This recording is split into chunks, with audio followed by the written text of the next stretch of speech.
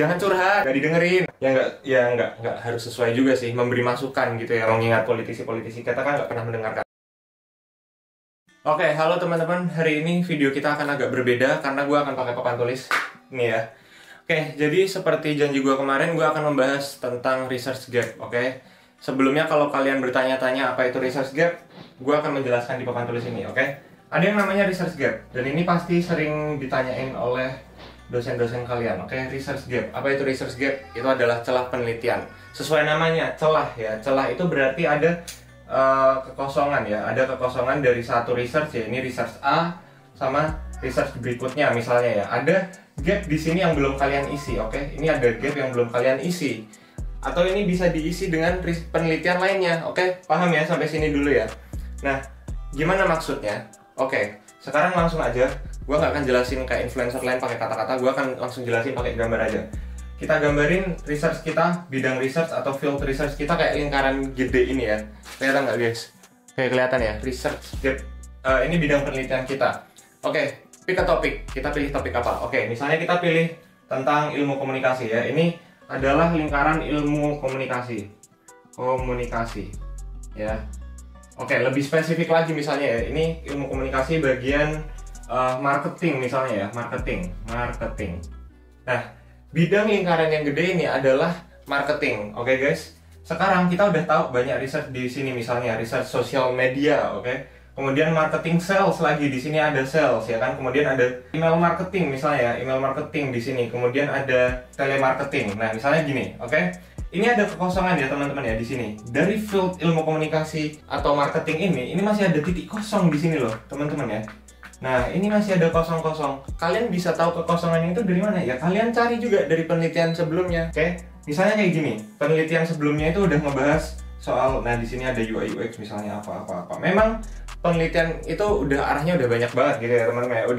Udah ada yang mungkin udah kebahas semua gitu. Nah, sekarang kita tinggal lihat aja gampangnya ya, teman-teman. Kita tinggal lihat aja gampangnya apa.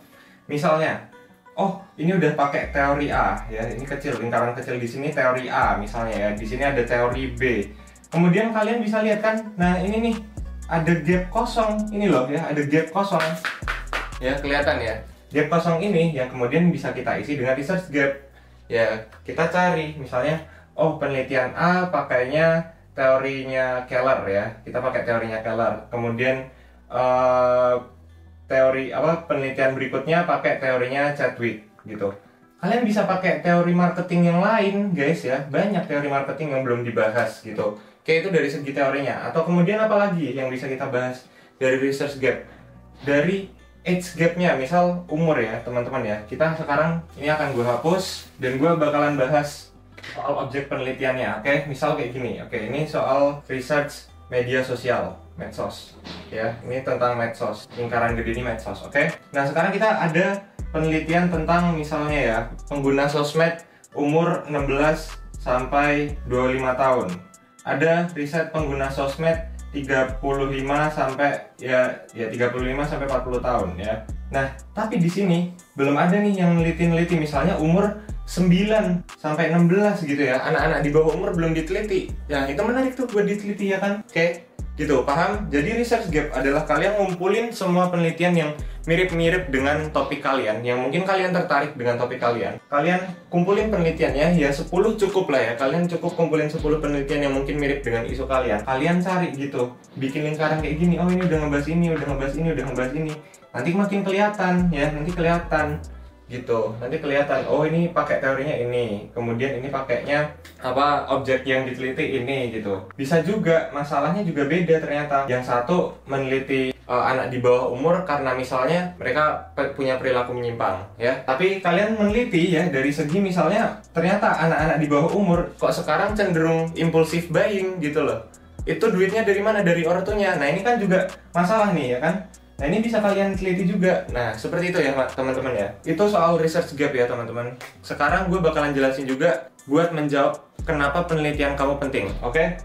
Kalau ditanyain kenapa penelitian kamu penting, ya kalian jawabnya juga secara solutif ya teman-teman. Yang biasanya teman-teman salah adalah kenapa penelitian kamu penting? Karena berdampak bagi banyak orang, karena merupakan problem real. Itu salah, itu pasti dijelas ya. Ya udah, orang ada yang udah penelitian lain yang bisa ngejawab, nggak penting ya. Jadi sekarang kita bakalan ngejawab kenapa penelitian kamu penting dari research gap tadi, oke? Satu, sekarang kita pindah topik lagi. Misalnya apa? Misalnya aplikasi ya. Kalian meneliti soal aplikasi. Nih di sini pengaruh apa ya? Pengaruh desain aplikasi lah misalnya. Desain aplikasi ya. Ini aplikasi. Dan kenapa penelitian kamu penting? Nah, misalnya di sini kalian udah tahu ya arah penelitian kalian mau ke sini, kemudian teorinya pakai ini, metodenya ini ya. Udah tahu kan, udah dapat research gap-nya, udah tahu arahnya kemana. Kan kelihatan ya dari latar belakang kalian, misalnya masalahnya apa? Masalah ya, ini ada masalah. Masalahnya dijawab dong, ya kan? Dari mana? Dari rumusan masalahnya dijawab. Untuk misalnya sesimpel untuk melihat pengaruh bagaimana desain aplikasi yang estetik membuat orang-orang kemudian membeli ya, kemudian membeli di aplikasi tersebut. Tujuannya apa? Ya tujuannya untuk mengoptimalis ya gini ya. Kita bisa ngomong kayak mengoptimalisasikan para pengembang aplikasi dengan hasil penelitian saya yang resultnya seperti ini nantinya, ya kan, akan berdampak seperti ini. Kemudian pengembang aplikasi bisa apa ya, misalnya ya, mengembangkan aplikasinya sesuai dengan apa yang saya temukan gitu. Ini dari masalahnya gitu ya teman-teman ya. Teori misalnya nih, teori bisa dijawab nggak? Kenapa teori juga bisa penting ya? Bisa banget. Ya, karena teori ini misalnya udah lama nggak diteliti ya. Apakah masih relevan dengan topik sekarang? Ya kan, kemajuan zaman gitu loh ya. Misalnya kayak gitu. Atau misalnya kita juga ngomongin soal komunikasi politik ya. Karena gue ilkom, jadi gue bisa menjelaskannya pakai ilkom lah ya. Politik ya misalnya. Kenapa penting ya kan? Kenapa penting? Misal kita ngomongin soal strategi politik ya, gini, politik. Oke? Nah, misal strategi politik, kenapa kok penting? Ya, ini buat menjelaskan misalnya ya, agar strategi politisi berikutnya ya sesuai dengan apa yang saya temukan gitu loh ya. Ya nggak harus sesuai juga sih, memberi masukan gitu ya. Mengingat politisi-politisi kita kan nggak pernah mendengarkan. Iya, begitu teman-teman ya. Jadi, kenapa penelitian kamu penting? Dijawabnya juga harus solutif. Kalau misalnya kalian cuma jawab secara abstrak alias kayak ya karena penting, karena menyangkut orang banyak, karena masalah ini sudah ada dari dulu gitu, kemudian saya alami masalah ini sehari-hari, jangan curhat, nggak didengerin, nggak penting ya. Ini kita ngomongin riset ya, jawabannya harus ilmiah juga gitu. Oke teman-teman, so itu dia hari ini gue cuma ngejelasin soal research gap sama kenapa penelitian kamu penting. Next, kalian komen di bawah kalian pengen gue bahas apa lagi, oke? So that's it, itu dia. See you guys, semangat ngerjain skripsinya, bye.